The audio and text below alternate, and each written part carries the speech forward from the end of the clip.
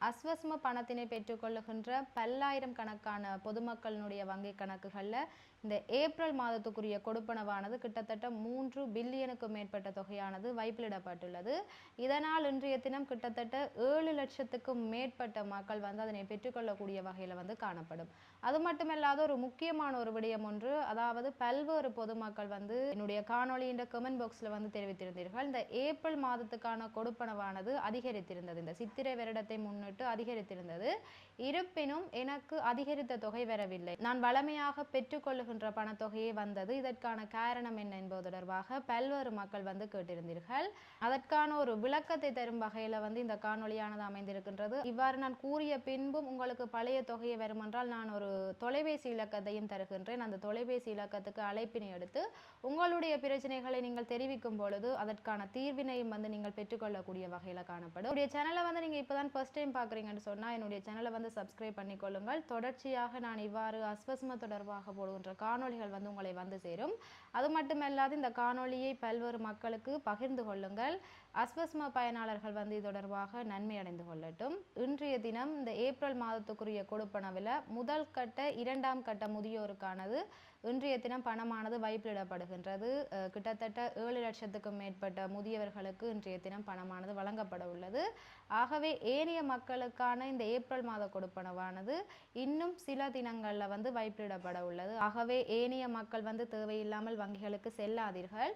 உங்களுடைய பணமானது இன்னும் சில தினங்களில் வைப்பிலிடப்பட உள்ளது. தற்பொழுது ஒரு முக்கியமான விடயத்துக்கு வருவோம். அதாவது இந்த அரசாங்கத்தினால் சித்திரை வருடத்துக்கு ஏப்ரல் மாத கொடுப்பனவானது அதிகரித்திருந்தது.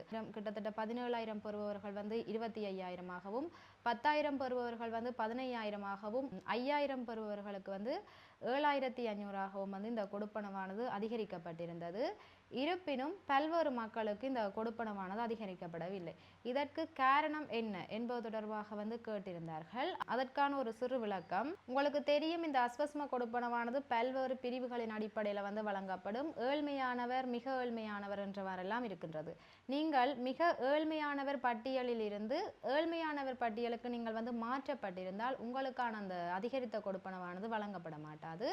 அது மட்டுமல்லாது தற்பொழுது நீங்கள் ஒரு புதிய பயனாளராக சேர்க்கப்பட்டிருப்பேன், அதாவது 2ஆம் கட்ட பயனாளராக நீங்கள் காணப்பட்டிருப்பேன். உங்களுடைய தகவல்களானது தற்பொழுது மீளாய்வு செய்து கொண்டு இருக்கப்படுகின்றது. அது பூர்த்தியடைந்த பின் வழங்கப்படுகின்ற கொடுப்பனவில் உங்களுக்கு இந்த அதிகரித்த கொடுப்பனவானது வழங்கப்படும். அது மட்டுமல்லாது சில தொழில்நுட்ப கோளாறுகள் காரணமாகவும் இவ்வாறு சில மக்களுக்கு வழங்கப்பட்ட இந்த கொடுப்பனவில் அதிகரிக்கப்படாமல் காணப்பட்டது. அவ்வாறு சரி செய்த பின் இந்த முறை, அதாவது இன்னும் சில தினங்களில் வழங்கப்பட இருக்கின்ற இந்த அஸ்வஸ்ம கொடுப்பனவில் உங்களுக்கு இந்த அதிகரித்த தொகையை வழங்கப்படும். அது மட்டுமல்லாது உங்களுக்கு கடந்த சில மாதங்களுக்கு முன்பு வழங்கப்பட்டிருந்த அஸ்வஸ்ம கொடுப்பனவில் ஏதேனும் ஓர் அதிகரித்த பணத்தொகையானது அரசாங்கத்தினால் தவறுதலாக உங்களுடைய வைப்புகளில் மேலதிகமாக பணங்கள் வைப்பிலிடப்பட்டிருப்பேன், அந்த பணமானது கழித்து உங்களுக்குரிய இந்த ஏப்ரல் மாத கொடுப்பனவானது வந்திருக்கும். அவ்வாறு வருகின்ற பட்சத்திலேயும் உங்களுக்கு அந்த பணத்தொகையானது அதிகரிக்கப்பட மாட்டாது.